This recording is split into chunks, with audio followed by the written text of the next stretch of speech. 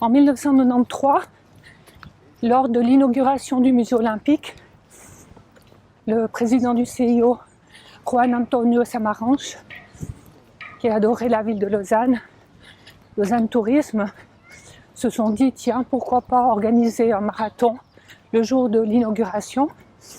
Et puis nous ont contactés. Et voilà, ça fait 28 ans qu'on s'occupe d'organiser le Lausanne Marathon. Le Lausanne Marathon n'est pas réservé qu'aux Lausannois.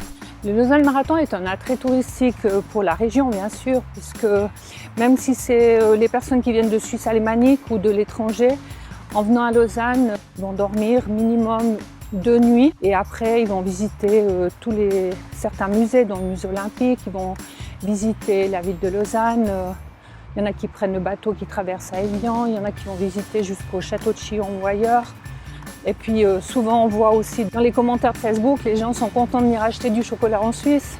C'est clair qu'il y a eu pas mal d'évolutions entre la première. Bon, déjà on était à 1500 ou 1800 coureurs à la première édition en 93.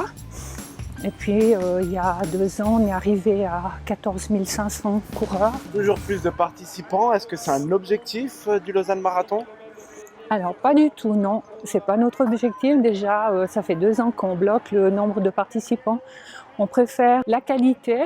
Donc non, on va pas dire dans une année, 2 ans, 3 ans, on veut 15 000, 16 000, 17 000.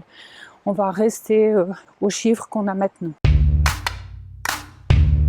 Quelles sont les particularités d'organiser un événement sportif comme un marathon dans une ville ?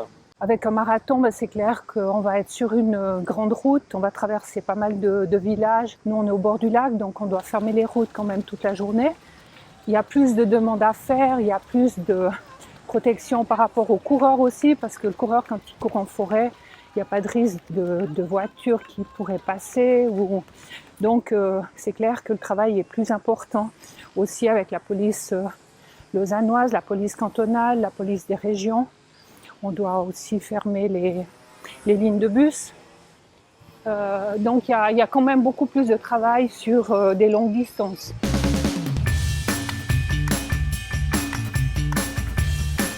Comment se passe l'organisation de l'édition 2020 ? Pour le moment, on est dessus, mais on avance à petits pas. On ne fait pas de frais. On attend chaque 15 jours un petit peu les décision du Conseil fédéral. Et puis, il ne faut pas trop se précipiter. Ça ne sert à rien de décider aujourd'hui. On a encore quelques mois devant nous.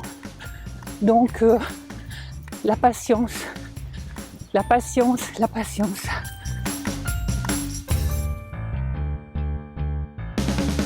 Le dossard du marathon de Lausanne coûte 77 francs.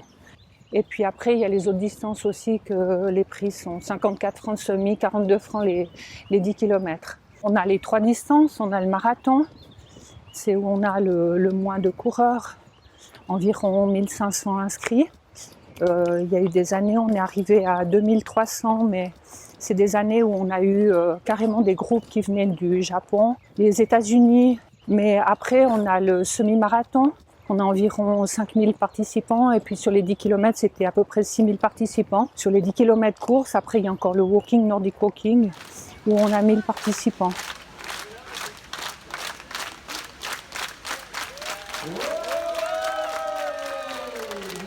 Donc on va toujours garder ces 3 distances.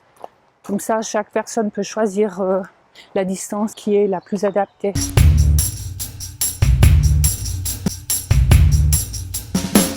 Si tu fais un marathon, tu n'auras que les coureurs marathoniens qui vont venir. Donc après, c'est clair que des grandes villes comme Paris, Londres, etc., avec leurs 60 000 coureurs, ils ne peuvent pas rajouter des distances et avoir encore plus de coureurs.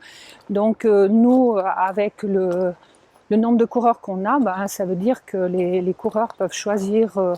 Ils peuvent venir, l'épouse va faire une distance, le mari va faire une autre distance. Donc c'est bien parce que même quand les personnes viennent de l'étranger ou de France, chacun, il y en a un qui va faire le walking, l'autre va faire 10 km, l'autre le marathon. Donc c'est sympa de pouvoir choisir la distance.